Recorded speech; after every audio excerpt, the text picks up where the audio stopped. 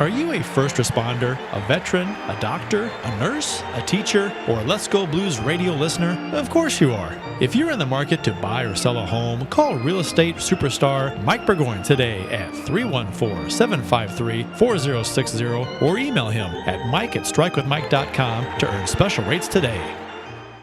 60 Pickleball is an industry leader in high-end pickleball paddles. Use discount code CPRICE10 to get 10% off at 60pickleball.com. Don't get stuck on the court with an inferior paddle. Go next level with 60. Have you subscribed to the LGB Minute podcast yet? It's a 5-minute weekly St. Louis Blues podcast hosted by Jeff Ponder that is released multiple times a week to fill the gap between Let's Go Blues radio episodes. Subscribe today. So awesome, so handsome, so smart, you'll agree.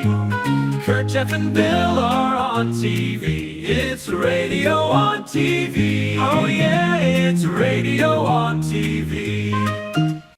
From St. Louis, I'm Jeff Ponder, and this is Let's Go Blues Radio, the original and longest-running blues hockey podcast. This is episode number 43 of season 14 and the 524th episode all time. Support for Let's Go Blues Radio is brought to you in part by Mike Burgoyne of Real Brokerage Realty. Check out strikewithmike.com and get started selling your current home or buying a new home today. On today's show, Doug Stolhand of the Puck Podcast joins me. We discuss the upcoming NHL season, the Anaheim Ducks' biggest summer, as that is his favorite team, the Blues' signings, and we even play a fun game that is centered around comedy, more specifically political humor. So make sure you stay tuned for that one as well. At the top of the show, I do want to mention we have some very big news. If you have not been paying attention on social media to us, which is totally fine, we are TV stars now. Kind of. We are partnering with our friends over at Intrigue TV. If you've not seen the announcement trailer we posted, take a look. The greatest comeback in NHL history. His face. We talked about this a couple episodes ago. They showed that. Oh my God! If you pick any highlight of Dimitri's show, Kane is number 3. Steen is number 2. Brent Seabrook is the first star. Mikola was recalled for this game. Yeah, there you go. So you have one-on-one to start overtime, and then every 15 seconds, each team adds a player instead. you can't trade Alex Steen. He has a no trade clause. They're gonna start going in eventually. You were without when you called from the bench. They were without Buchnevich and Saad. It's like the most punk rock thing you can do in the NHL, and Armstrong pulled it off perfectly. What? Let's Go Blues radio partner Intrigue TV. Join us on channel 20.1 on Saturday mornings. So again, that is local channel for St. Louisans, channel 20.1 on your HD antennas. We can be found from 8 to 11 a.m. on Saturdays. So typically, it's going to be a little different over summers especially, but typically 8 to 9:30, you can see the previous week's show, and then 9:30 to 11, that will be the newest show, so the most latest show, which typically we record Wednesdays. I've gotten a couple questions from people. How can we still watch you on YouTube? Is that still possible? Will you still be podcasting? Nothing is changing. We are not changing anything with how you get your show. We just have a new partner that is carrying our show. So if you want to watch the pre-recorded episode on Intrigue TV on Saturdays, that is where you can find it. It does broadcast from downtown, and the antenna faces west. So I would imagine, I think St. Charles is the furthest it goes. I'll say I'm out here in South County. Bill and Curt are on the Illinois side. We unfortunately do not get Intrigue TV where we are, but I am told that if I lived about 5 miles closer to the city, I would probably get it. So, but if you are due west of downtown, there is a very good chance that you will get Intrigue TV. Again, that is 20.1 locally. Just whatever TV you have, just however you rescan for channels, just do that, and you should be able to find it. But very exciting, and we're hoping that some of our older audience that doesn't understand, technology and watching YouTube live streams and stuff like that. We hope that we found a new way where you can watch us, because we do have a lot of podcast listeners from our 50-plus audience, but we also get a lot of people that say, oh, I don't even know how to watch you guys. And, well, now you do. Intrigue TV, Saturday mornings, 8 to 11. Very excited to welcome them as partners. But we are going to go ahead and get into the bulk of our show. As I said, Doug Stolhand of the Puck Podcast, a well-versed NHL guru, is joining me, and we are talking about news around the NHL, but mostly Ducks and Blues, to give you an understanding of where the Ducks are as they've made a splash this summer with trades, signings, and a new head coach that Blues fans are familiar with. We'll take our quick break, and when we get back, you will hear from myself and Doug. This is Let's Go Blues Radio. After these messages, we'll be right back. As a hockey player, Mike Burgoyne knows a thing or two about making the perfect play. And when it comes to real estate, he's always ready to score the winning goal for his clients.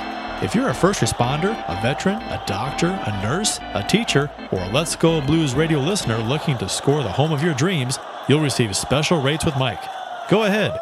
Shoot some questions his way, and he'll have the answer quicker than Curtis Joseph on a breakaway. Curtis Joseph got the pedal down! Any barriers? Mike will mow them down like Chris Pronger in front of the net.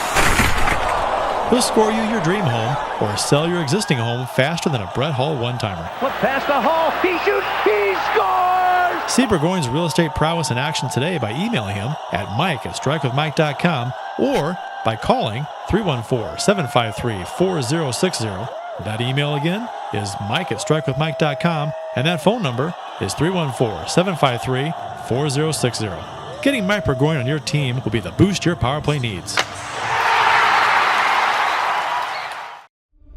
The battle for the top spot in the league is on the line. Many warriors have entered the concrete jungle, but when the smoke clears, only one will remain. They all want it, but only one shall have it. Hide your children. Lock your doors. Those with weak stomachs should almost certainly look away. This is Big Boy Pickleball. You have been warned.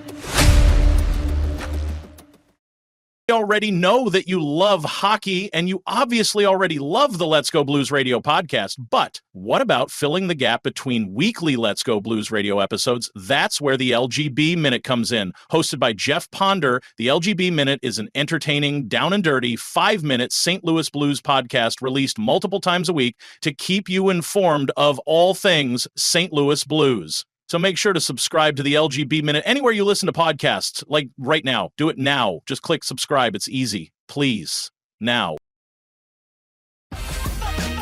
And now, back to Let's Go Blues Radio, the longest running St. Louis Blues podcast with Price, Ponder, and Day.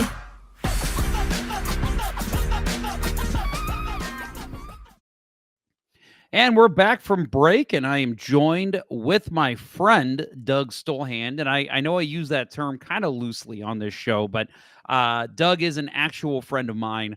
We've known each other since 2007. He resides in the LA, Orange County area, and is the co-host of the Puck Podcast with our other friend, Eddie Garcia. Doug, thank you very much for coming on the show. Very good to meet you for the first time, Jack, and appreciate you inviting me on to the blues. I love blues music. I'm always happy to talk about it, so it's very nice to be here to talk. So BB King, his last album that came out in 1975. Oh no, he had a re-release in the 80s. Don't forget that. Oh, that's Yeah. right. We Gonna Blues. That's what it was Yeah, called. it was Yep. actually it was a tribute album to help raise money for Don No Soul Simmons. Oh, right. Yes. Yes. To help him get a soul. Yeah, and if you get that reference, it's time for your colonoscopy. Well, I No, want it to is very warn good to our meet you again, Jeff. I want to we've warn our been lo- audience. This is how this whole conversation is going to Yes, go. yes. No, it's good to be on with you. Congratulations on getting on Intrigue TV. That is awesome. Good for you guys. The original St. Louis Blues podcast, the longest running podcast in St. Louis sports. And it's always happy to be talking hockey, even in August when there is a dearth of news. Yes, yes, it is the dog days right now, as we call it, and I'll say and thank you for the congrats. Very cool. You are going to be on local TV here in St. Louis because this will be the second episode that will air. So happy to have you involved here, and maybe you'll get some new fans, some 80-year-old women that'll love to meet the Doug Stolhand of Orange County. Or I'll be recognized by bounty hunters that have been looking for me for years. I have, of course, fled the Midwest many years ago and have not been able to return. But Oklahoma, correct? Oklahoma is correct. That is Yeah. both sides of my family are Okies. And as I tell my relatives that still live there, you're free to leave, right? The roads lead out, and just pack up and move. That's certainly what Grandpa did many years ago. The short stint that I lived in Dallas, my wife and I used to joke that Oklahoma is like the yellow brick road in Wizard of Oz. There's only one road that goes all through Oklahoma. I'm sure that's true. What part of Oklahoma? Yeah, mostly northeast or northwest, so Tulsa area. Yeah. Nice. Cherokee land, that kind of area, and then but certainly, I don't know anybody. Like I've got a lot of family in and around Oklahoma and from Oklahoma. We've never known anybody from the Panhandle of Oklahoma. That is an area of America that is untapped. I don't know that anybody is really sure what's going on in the Panhandle of Oklahoma. I hear that people wear shoes on their hands and hamburgers eat people. They are just now getting indoor plumbing. Yes. And they are thrilled. Yes, I bet. The candle industry thrives in that part of the world. No more double-decker outhouses. Oh, goodness. All right. All right. I gotta ask you before we get into it, because over Yes. your left shoulder, you've got a collection of books there. I see your left, I believe. There's a Batman comic over there. Yeah. Which one is that? That is actually a book I got in Japan. So it's all about Batman art in Japan. So if I can take it out of here without toppling the entire tower, it is the only book I got while I was over there. So it is a visual history, but it's all in Japanese. So once you open it up, the artwork, of course, is fantastic, but the text is not so much. Wow. So that was Can your wife read Japanese? Very little. And for those that are not familiar, my wife is half Japanese. My parents are half pissed, as Dennis Wolfberg would say back in the day. And that's a joke because my parents adore her and are not racists.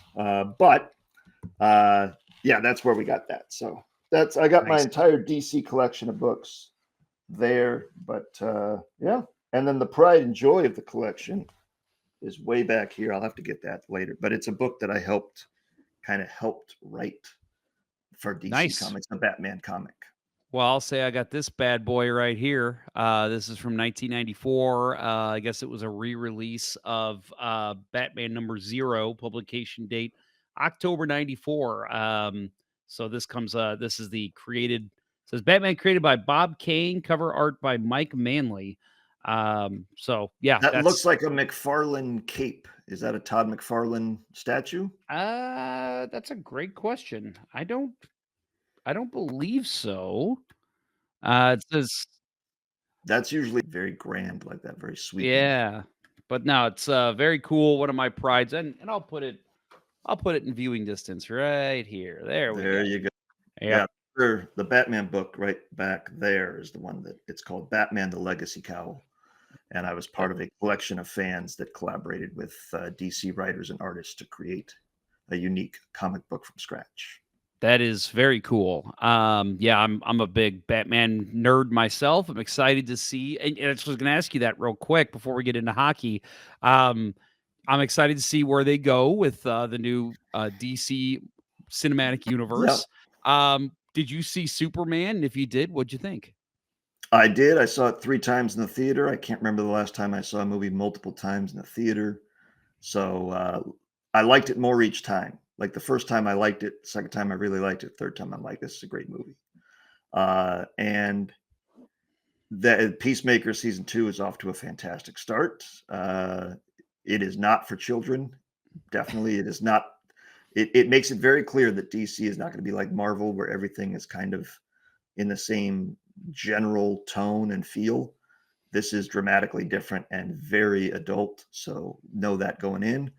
But I actually met the man that is currently hooked to be the director of Batman: The Brave and the Bold at Comic-Con last month. And Nice.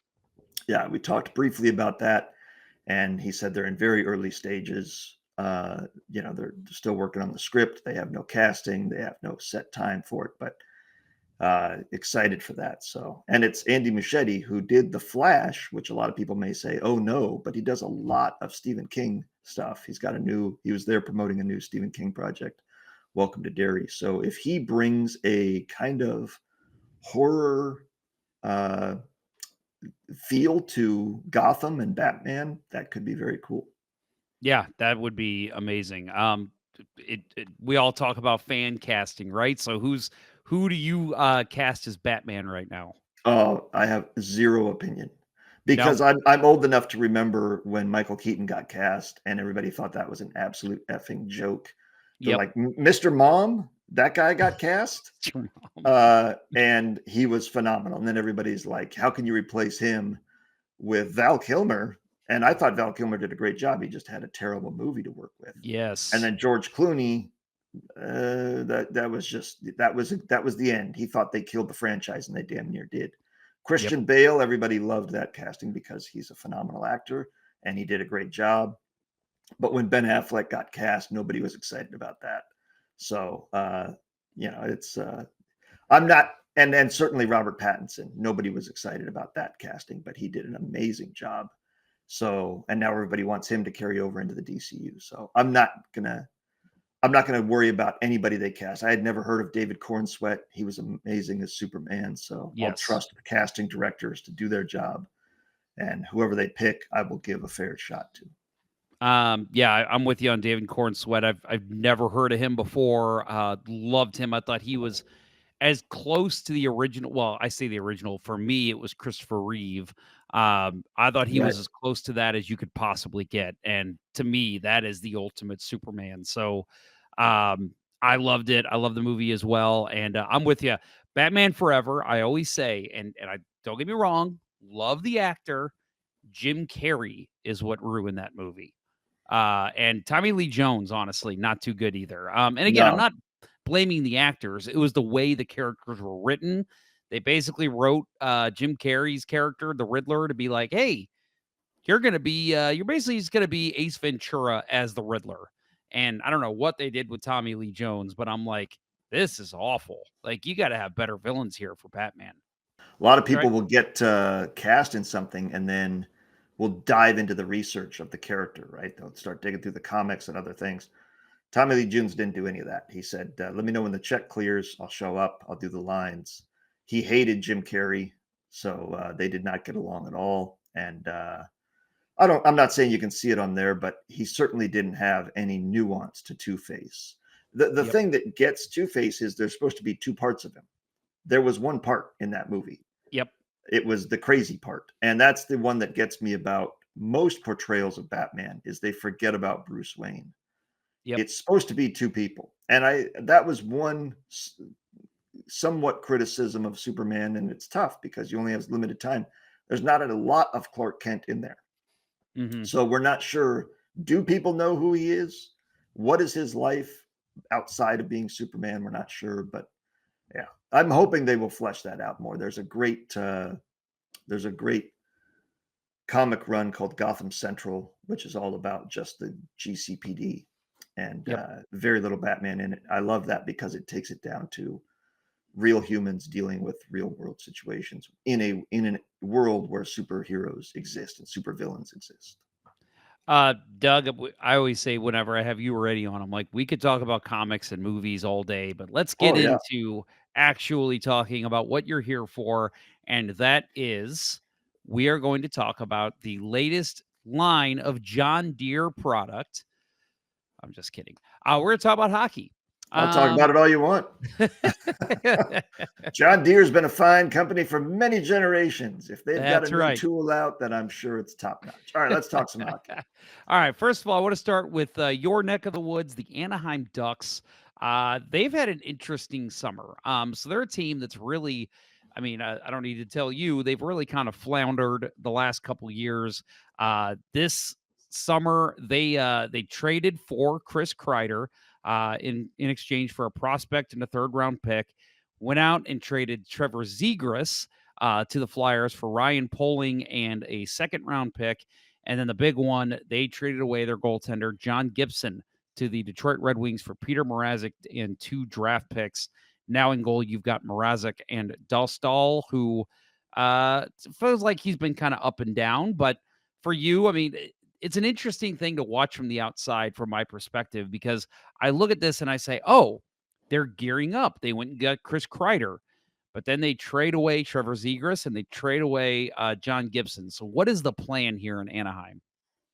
The plan is to make the playoffs this season, or at least come damn close to it, like the Calgary Flames did last year. I think the Flames had 96 points last year and still came up short. So if that's what the Ducks do, if they have 96 points again, or this year, then, and don't make the playoffs, it's still going to be considered a successful season. They had 80 last year.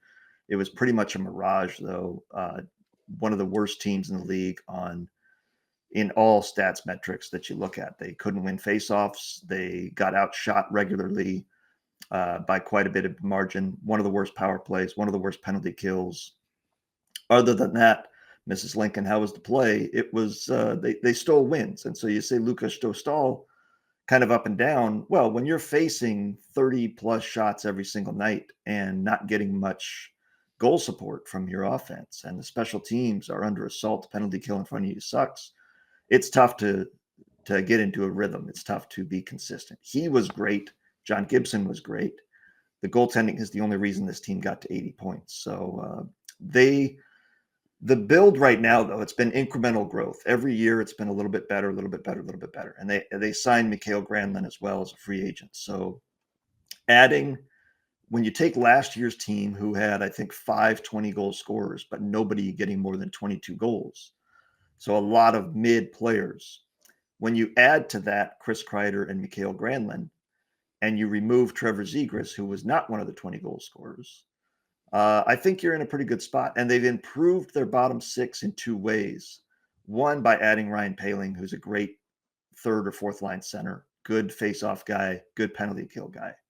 And 2, by adding Kreider and Granlund, they can slot people down below where they were playing last year. So instead of being in the top 6, guys like Ryan Strome and Alex Killorn can slot down on the 3rd line, probably where they belong, and play there. And if you've got a 3rd line of Frank Vetrano, Ryan Strome, and Alex Killorn, that's not bad. That's veterans that know where to be positionally.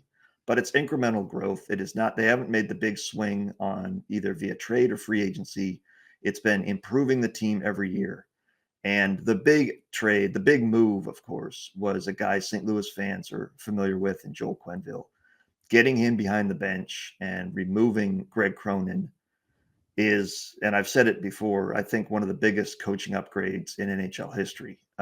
Greg Cronin is not an NHL caliber coach. He will never be a head coach in the NHL again. Took him a long time to get that chance. And I'm not saying it was his fault. He didn't have a lot to work with, but the team was not working with the systems he was putting in and was not responding to his style.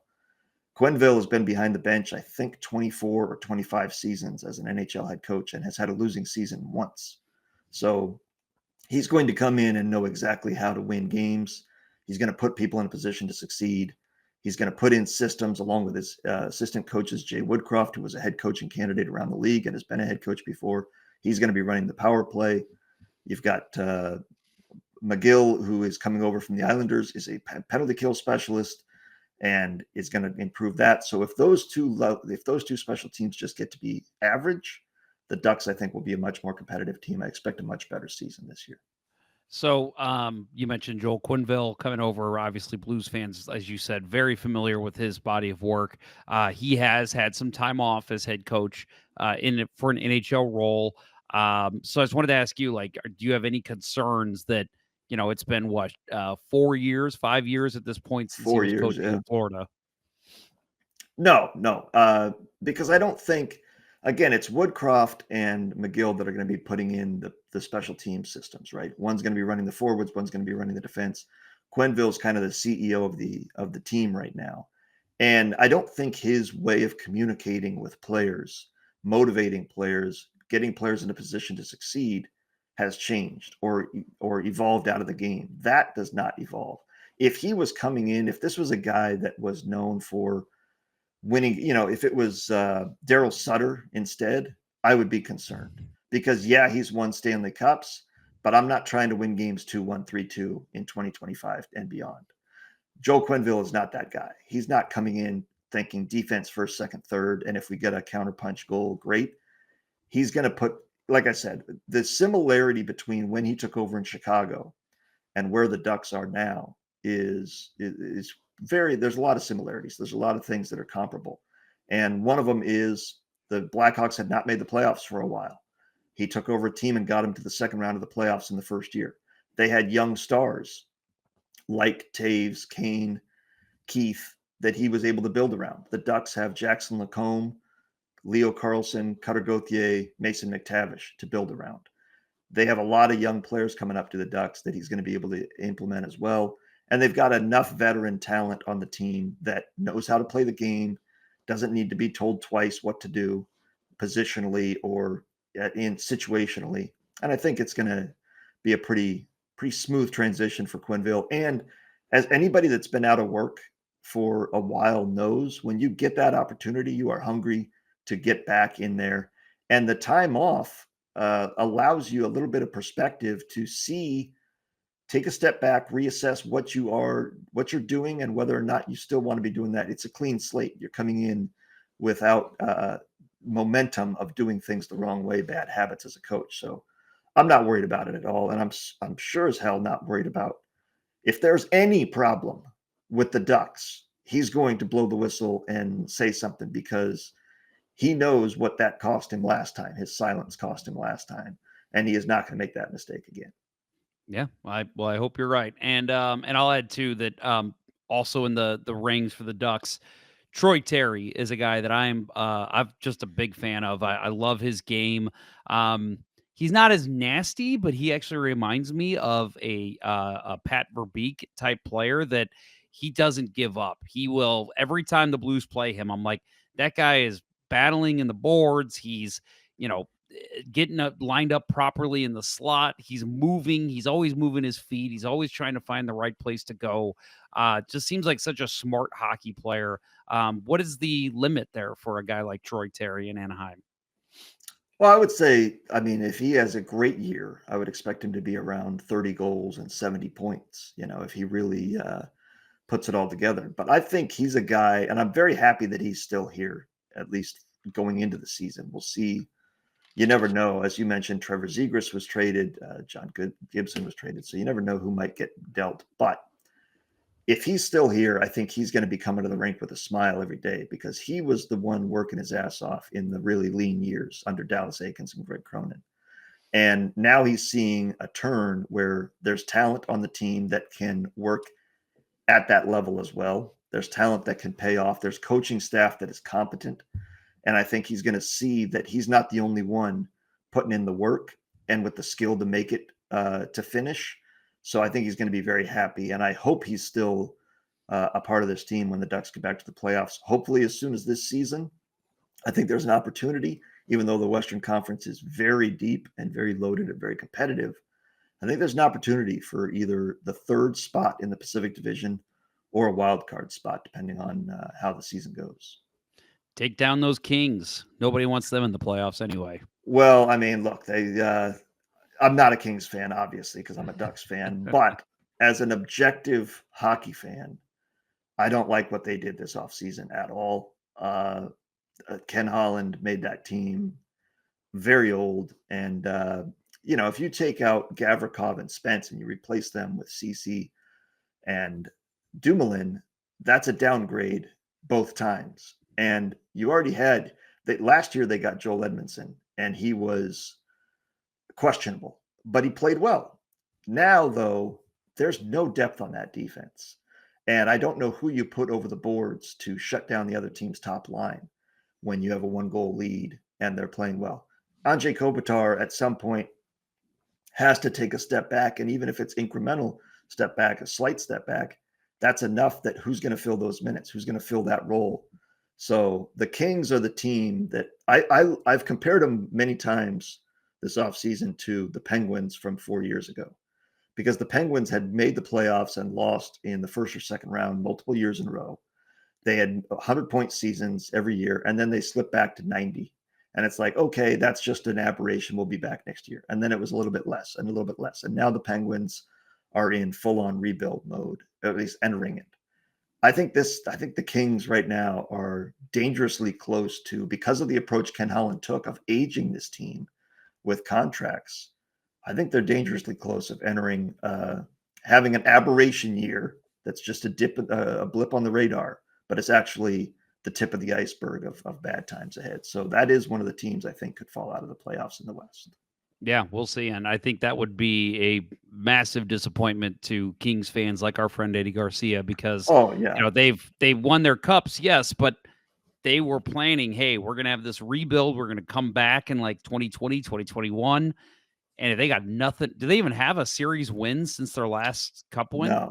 No, the Ducks have won a playoff series more recently than the Kings, and the Ducks haven't made the playoffs for 7 years. Yep. So that's bad news for the Kings. Yeah. The Ducks have 4 playoff series wins since the Kings left. The last one the Kings won was the Stanley Cup in 2014. Yep. Wow. That's a long time. And I mean, look, it's Edmonton. They've played the Western Conference champions in the first round each of the last 2 years, each of the last 4 years.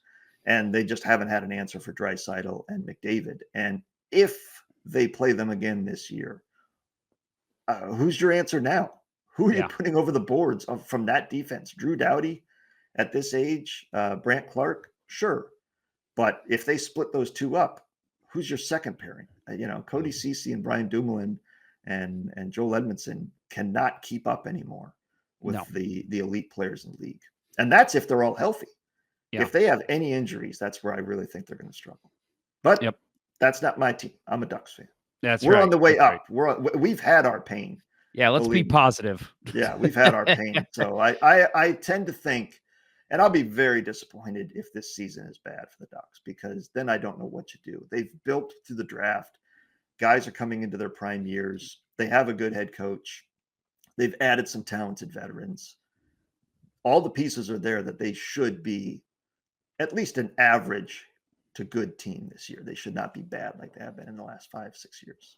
Yeah, I agree. Yeah, I mean, looking at that roster, if they miss the play, even if they're, if they miss by a point or two, like you said, the Calgary Flames, okay, but I mean, if you're back at 80 points again this year, that's a huge disappointment. Yeah, and that was a huge jump from the year before. 21 points above where they were. They had 59 points the year before that. So it was a huge jump just to get to 80. And that's what I said last year. I hope this team is bad because they've been awful for so many years. I just hope it's a bad team. And they were. So they did what they needed to do to get incremental growth. But now it's time to take the big step. And I think they've got the pieces in place to do that. Yep. Well, another team that is on the rise is my very own St. Louis Blues. Pius Suter was a guy the Blues signed this summer. He's got a lot of buzz here in St. Louis because he had such a monster year for Vancouver last year. I say monster, but as a guy who's kind of bounced around the league between Chicago, Detroit, and then Vancouver. a guy that, was serviceable, good on your third line, but really stepped up in certain situations because of injuries into the first line and really made Vancouver a very dynamic team up and down the lineup. Last year, 25 goals and 21 assists. And I wanted to ask you, because you saw him play 4 times against the Ducks last season. He did only score 1 goal against your team, a testament maybe to your goaltending and defense. But either way, what are you seeing, or what did you see in Pius Suter? And do you think this was a good signing for the Blues? And can we see these kind of numbers again come from him in a Blues uniform?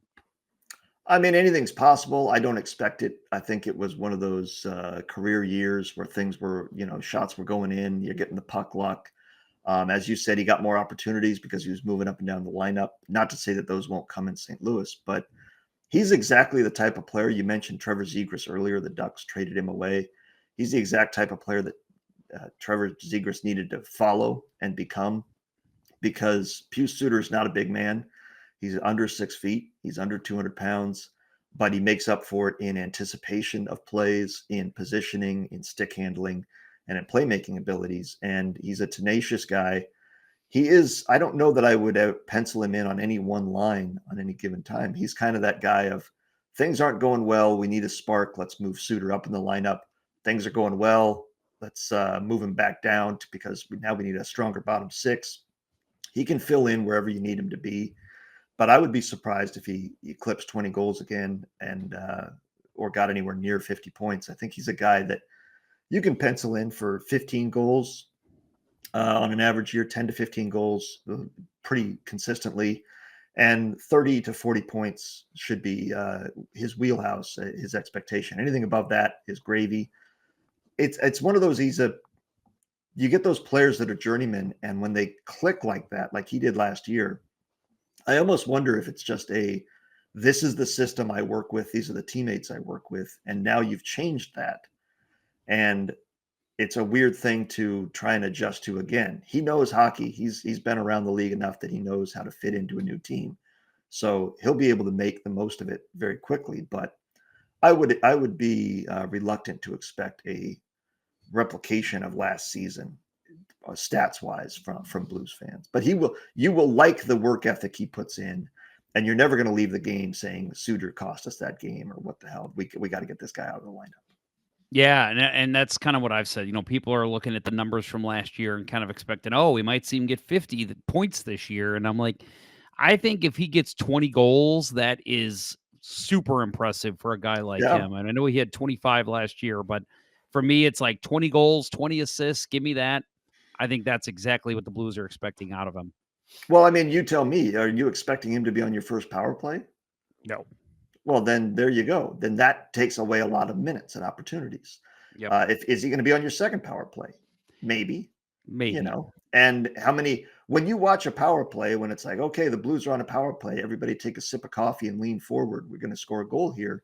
The first unit's out there for the first 90 seconds. Mm-hmm. And then the second unit comes out there and they've got maybe 25 seconds to retrieve the puck, get set up, and score a goal. It's not, being on the second power play is not the grand opportunity that a lot of people think. Yes, there are occasional power plays where you start it because the first line just came off the ice and they're gassed, but they tell you to get off the ice pretty quick. They don't want you out there for 90 seconds. So his opportunities might be a little bit more limited in St. Louis, but again, he's a hardworking guy. And if he gets you 20 goals, that's an average of a goal every 4 games. That's fantastic. Yep. You give me that, I'll take that every time from a depth forward, every single time. Agree. Do you see, and talking about the full NHL landscape, maybe anything that happened this summer, maybe what you saw at the end of last season, just looking at the teams, and I know this is a very broad question, who do you kind of see? There's always that surprise team, right, that comes in. Blues were kind of that team last year. Who's the surprise team that's going to step into the playoffs and maybe make some noise this year? Oh, making some noise? Maybe New Jersey, only because of the way last season ended. They were an elite team until Jack Hughes got hurt, until they were decimated by injuries. So if he's able to stay healthy and be in the lineup, he's one of the top players and offense producers in the league. So that's a team that I could see making some noise if they're healthy when the playoffs come around. As far as making the playoffs, I'm sneaky high on the Predators. Something about that team. Yeah. Because they had big expectations a year ago and absolutely belly flopped, but they made no changes. They didn't change their GM. They didn't change their head coach. They didn't make a big roster move. So they're bringing everybody back, and those people are going to be highly motivated. They're not incompetent. We were surprised how bad they were last year, right? So if they have a return to average for their players, and they still have some elite talent on that team, we would all take Steven Stamkos, Philip Forsberg, and Jonathan Marchessault on our teams any day. And Roman Josi is still an elite defender. And Ryan O'Reilly. Yeah, if they have an average year from their guys, they can be a contender. And if they get confidence early, we all know that barn is a tough place to go when they're playing well. And cell block 303 gets going and the whole crowd is into it. So I think the Predators could be a sneaky team that nobody's really talking about because they didn't make moves. But I think it's because they didn't make moves and the consistency that they're going to bring in. They don't have to learn new systems or new teammates. They just have to play better, execute better than what they did last season. I know you've been to a game in Nashville. One of my favorite stories you've ever told. So, Doug, I don't know if you still do this. Whenever you go to a new arena, you always get a jersey for the team that whoever scores the first goal. Yes, and for that team, right. So who was the player in Nashville? I believe it was Nyquist. I can't remember his first name. I thought it was Nystrom. Nystrom, yeah. Eric Nystrom. Yeah, it was. I was there for a Predators game during a work trip, and we went in, and I said, "I'm going to go." So I talked to the people at the merchandise stand. I said, "Can you make a jersey? Do you have every player's name available?" No, but we can make it. I said, "Okay, I'll be back. If they score a goal, I'll be back." He scores in the first period. I went during the first intermission, wore it the rest of the game, and yeah, Eric Nystrom. I got his jersey sitting in the closet somewhere. I'm wearing my Jew Garden jersey that I got. This was not a game, so if I go and there's no game going on, it's usually a blank jersey, which this one is. And I just happened to be in Sweden and got this jersey when I dropped by their arena. So, but yeah, the Eric Nystrom. It's a fun little thing to do, and it's a good memory when you put on that jersey, and you end up with a very eclectic group of players on the back of your jerseys for sure. Oh yeah, I mean, as a kid, I collected jerseys, and I would always just be like, I like that third line winger. I'm gonna get his. I've got a Ryan Johnson jersey, right. I've got a Bryce Salvador jersey, So it's for me, it's like being able to just collect those. And for me, my friends will see, I'm like, why do you have that? I'm like, dude, when I wear this to games, people go nuts. They're like, guy's wearing a Ryan Johnson jersey, it's hilarious and it's fun. And like you said, it kind of gives you a memory of yourself and that player.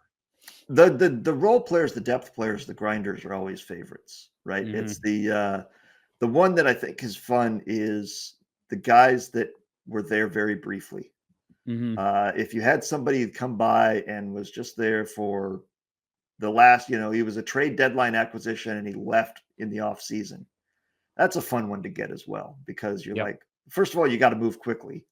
And second of all, a lot of people won't remember that, especially if it wasn't a deep playoff run. And they'll be like, so what would be that player for the Blues that you got at the deadline? He came in and he left the offseason, and it'd just be like, oh my God, somebody's wearing that jersey. So it's funny you say this, because we've actually had Ray Ferraro on the show. And when we talked a good 20 minutes about his time in St. Louis and how much he loved it here. And he was only here literally a trade deadline pickup, finished his career in St. Louis. He was like 2003 or 2002 and then retired. And so he was only here maybe 2-3 months.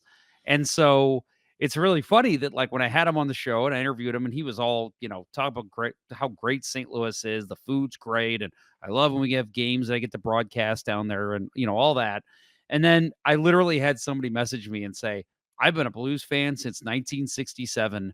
I forgot Ray Ferraro was even on this team. And I'm like, he's like, I thought it was a parody at first. I had to look it up. And I was like, yeah, he was here. So for me, I'd say it's probably Ray Ferraro. That would who's that for the Ducks?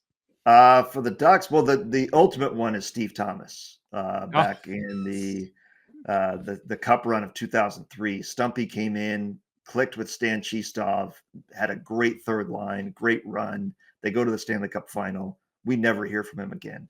And but that was an extremely memorable one. But there's a lot of people you pick up and you're like, Andy Sutton, why did we even have that guy on the team? If you went into the Ducks, if you went into the pond with a Sutton jersey on, I don't know that people would know. They would think that's your name. Yeah. And you just, you're just wearing a jersey with your name on it. Nobody's going to be like, wow, that guy really loved Andy Sutton. And if you're a big person, they might think you are Andy Sutton. But no, those are beauties. And the other ones are the guys that it just didn't work out, like a Brett Hull Coyotes jersey for whatever reason, it just did not work out. If you were quick enough to get a Chris Kunitz Thrashers jersey, I think he was there for a week. The Ducks cut him at the end of training camp. Atlanta put him on, claimed him, had him for opening night in a week. Then they sent him down. Ducks claimed him back, and he was part of the Stanley Cup team. If you were quick enough to get one of those, that's a beauty. So I love those. Or a Chris Chelios. Legends that played for bad teams that they forgot. Chris Chelios and the Thrashers kind of thing. I love that stuff. I've got I do actually have, because he was one of my favorite players of all time before he became a Blue.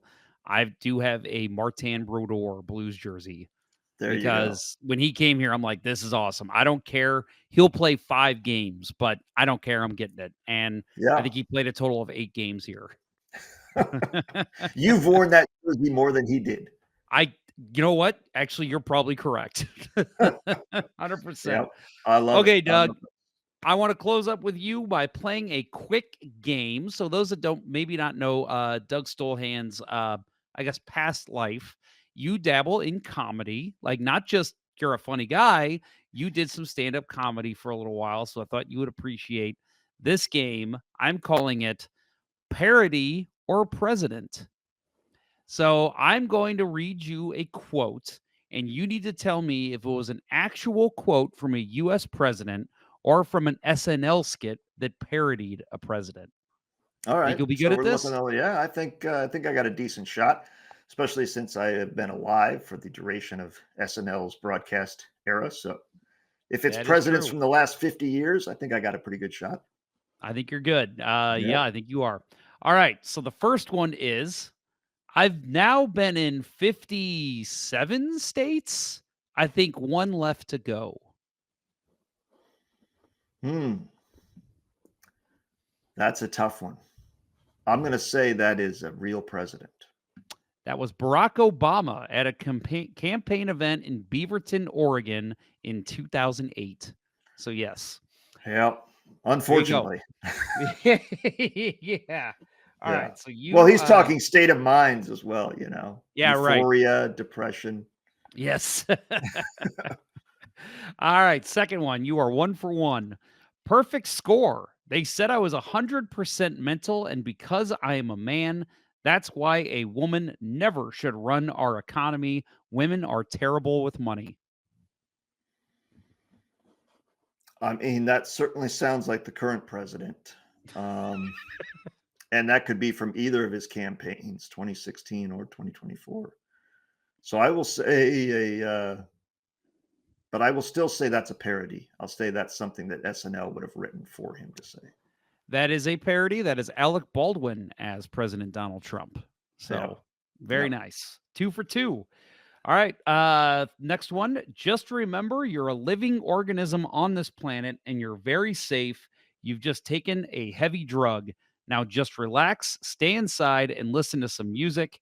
Do you have any Allman Brothers? Oh, that's definitely a parody. And if I had to take a guess, I'm thinking that is Will Ferrell. That's a good guess. That's a solid guess. But no, it is Dan Aykroyd as President Jimmy Carter. Oh, wow. Yeah.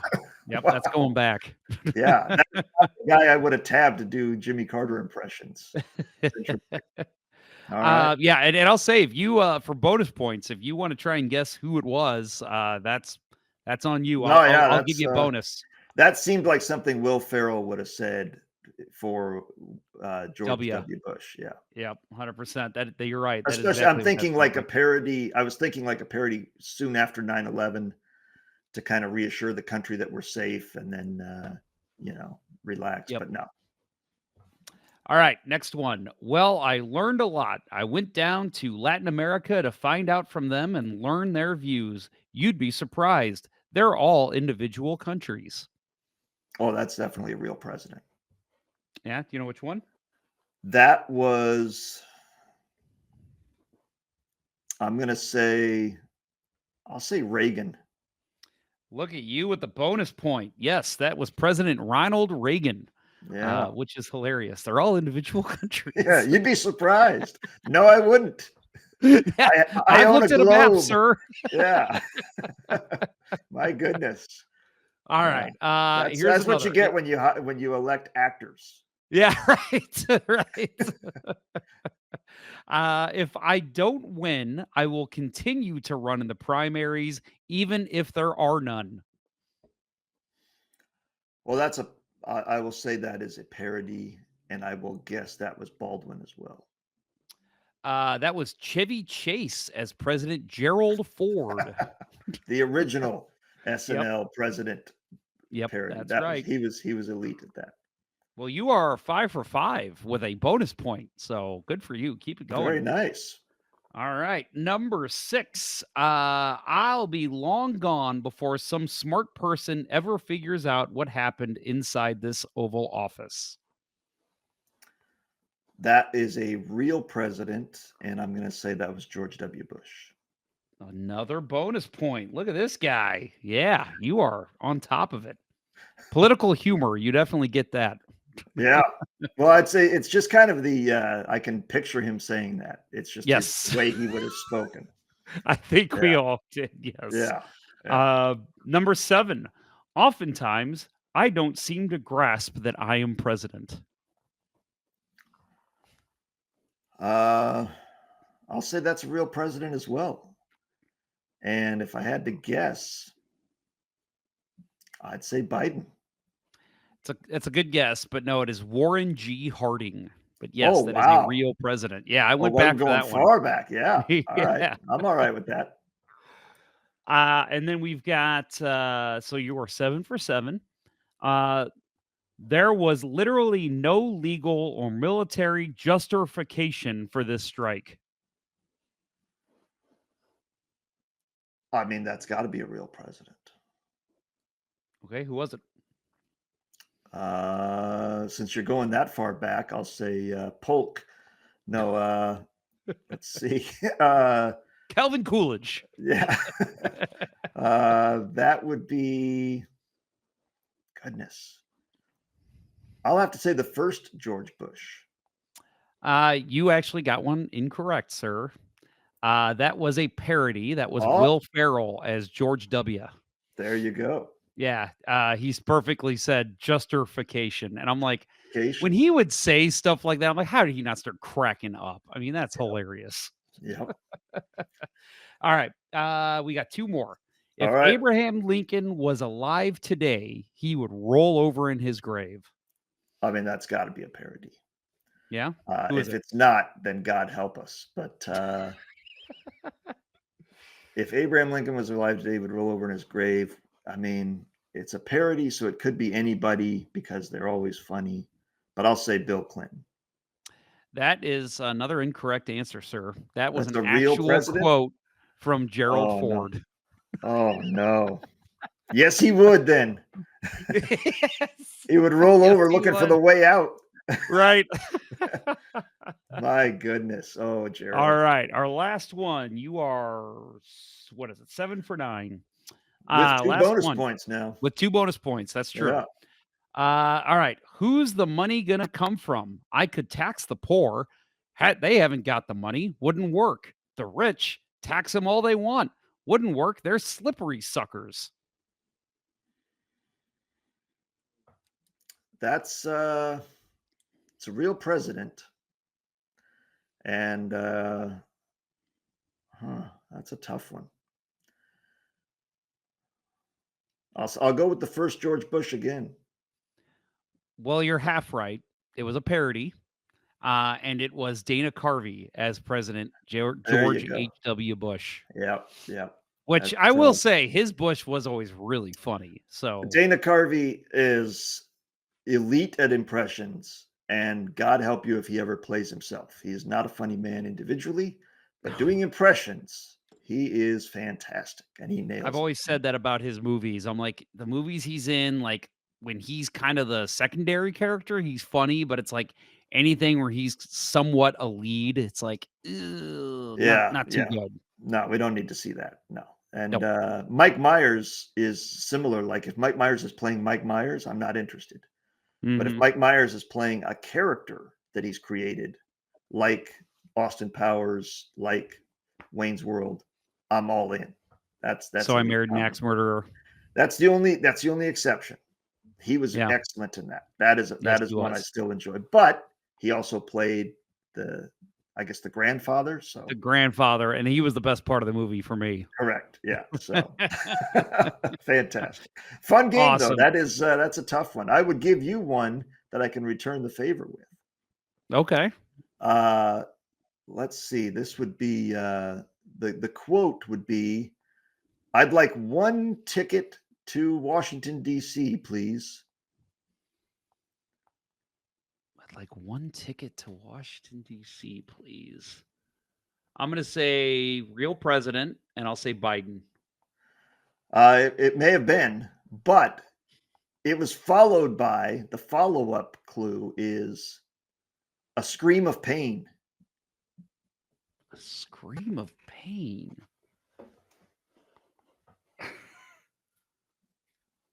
I mean, I'm gonna. You're sticking with Biden?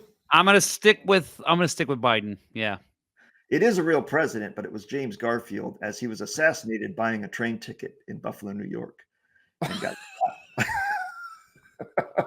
I should have figured. That's and good. It's actually not the shot that killed him. It was the horrible medical practices at the time and the dirty instruments they used to get the bullet out that gave him an infection that then killed him. Yep, of course. Yep. Yeah. Back of like 30 years ago, I got it in my head because as you get older, you start caring more about history, right. At least as a guy. Yeah. I couldn't be bothered with it when I was young. Mm-hmm. But I started reading a lot of biographies of old presidents and presidents that I knew nothing about. And James Garfield was one of them. Yeah. And Polk and those kinds of guys. And John Tyler, who knows anything about John Tyler? Franklin Pierce, my goodness. So I started reading biographies about them just to learn. And it's amazing how many things that are going on in politics now were going on then, how nothing is new, how corrupt the government was, how fly by the seat of the pants it was back then too, because they didn't have the long nomination process. So they'd be at the convention and they'd be like, you'll be our nominee. And then they win. And it's like, my God. Yeah. It's crazy because speaking of Antenna TV, there's a channel here in St. Louis that they actually air to the day Johnny Carson episodes. So it's like, August 27th, 1983 or something. And so every now and then I'll turn it on and I'll just watch it. And the political humor, especially, I'm like, this is still relevant today. Like every joke that Johnny just made, 3 in succession, are all relevant. And then he'll make like a celebrity joke. And it's like, that's still relevant if you just replace the name. Like it's crazy. Yep. Yeah. So-and-so is getting a divorce and, or getting married for the 5th time and that kind of stuff. But there's very little new in the world. Every generation just thinks they invented everything. And I'm no different than that. But I'm curious because you're in your 30s now. Yes. I am 40 now. 40. Okay. Yeah. So you're a little bit younger than me, but not quite young enough for this question. But I have a theory that it's not a theory, it's an observation that many people have made, that every generation will grow up to make illegal what they themselves enjoyed as children. So the people that went to Woodstock grew up and started the war on drugs.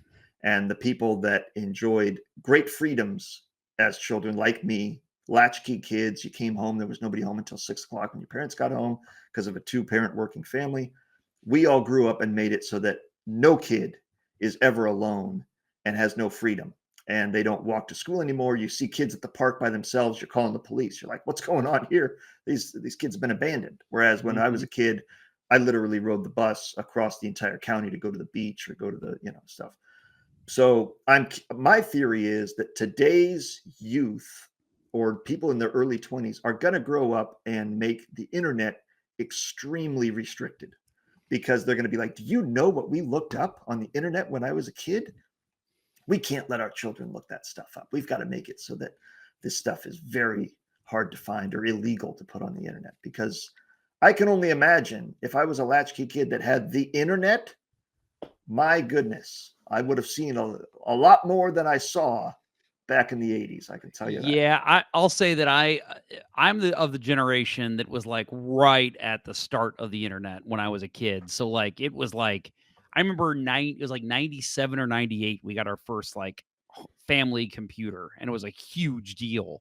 Yeah. And I remember getting AOL and downloading that, and and yeah, I actually think that is a very good observation, because I've already talked to people that are 20, 21, 22 that are like, oh man, we got to lock down this internet. Like, this is crazy, and there's already been people saying like, just shut down the internet for like 3 days and then reboot it with more security. And it's like, you just want that because you basically saw everything when you were 14. Right. Right. And it's and that's what gets me, is that because my sister has kids, and I would talk to her about this because she didn't let her kids have the freedom we did. And I'd be like, how come they can't do what we did? And she's like, oh, there's too much danger out there. And I'm like, there's no more danger than there was when we were kids. Yep. And in fact, it's easier now because they have a cell phone. You can call them, you can trace them, you can find them. My parents had no recourse, no way to find me if I just didn't come back from going to the beach one day. Yep. Where do we start looking? I guess the bus stop, the beach. It goes from Mexico to Canada. Yeah. Where you go north, I'll go south, and we'll just start calling out his name. Where do we start looking? Orange County? Right. Yeah. Just look around. Hey, you seen a white kid about 12 years old? Seen quite a few of them. Yeah. Right there.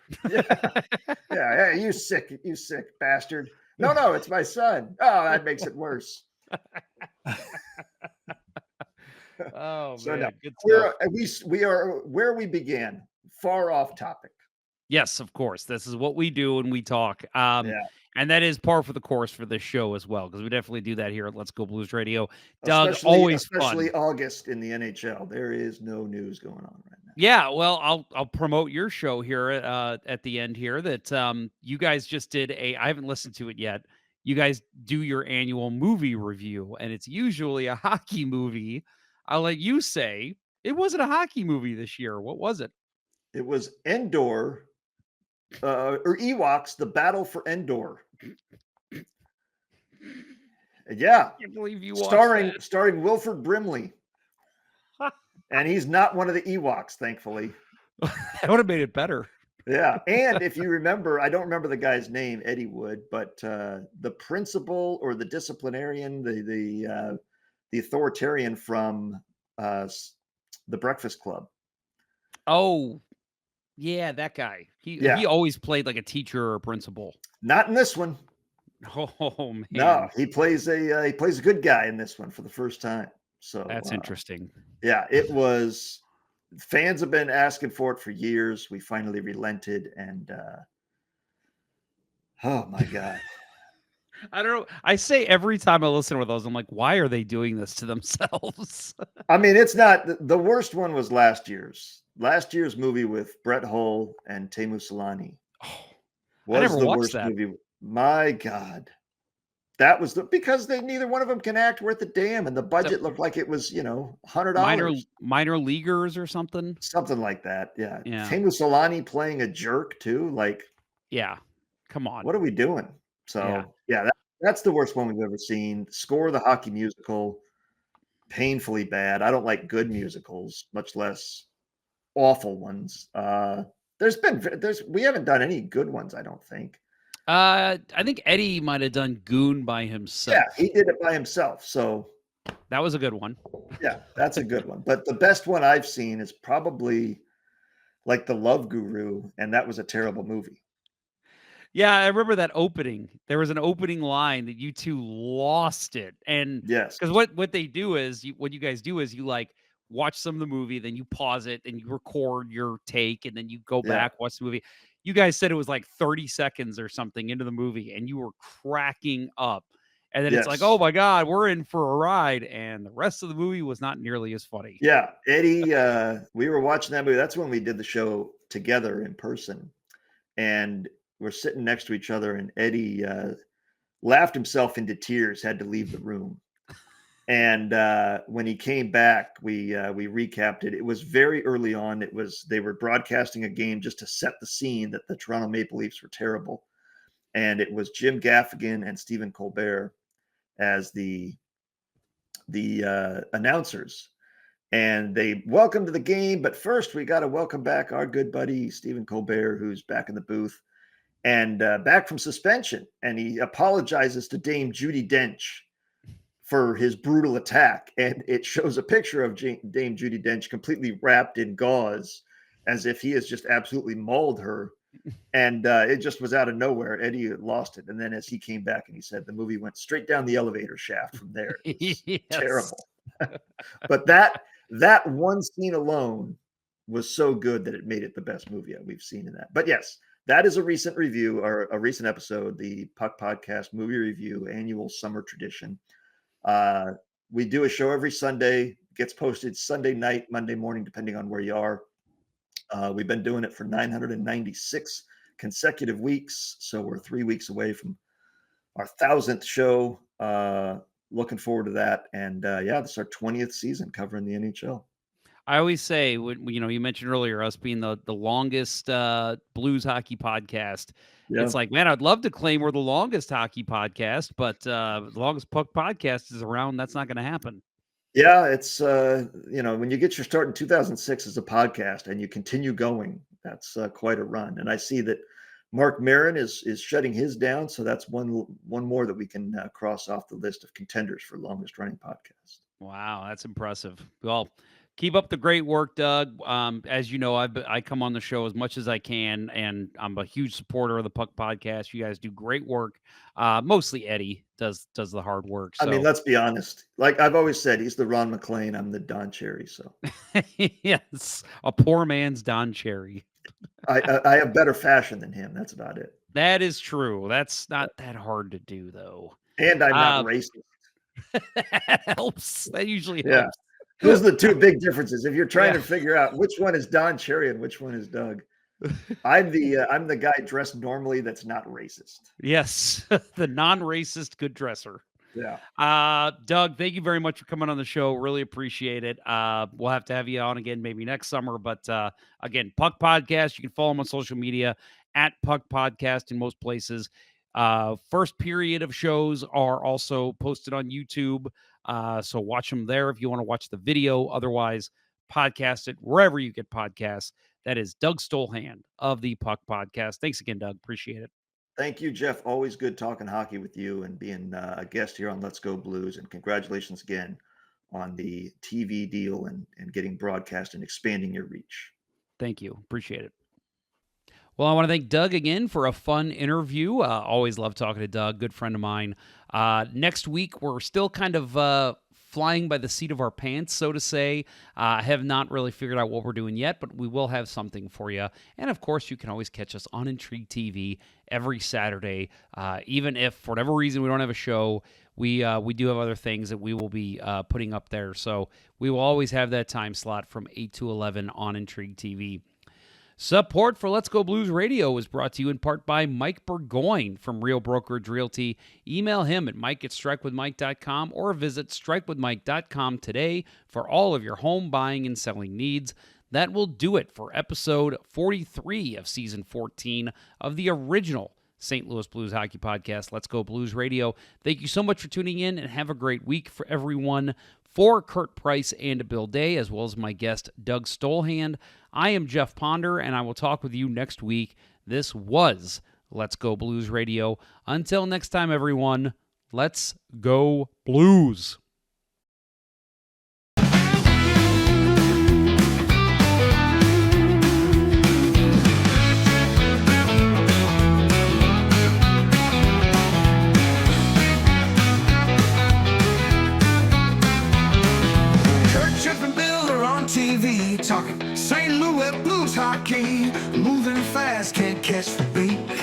on fire, I saw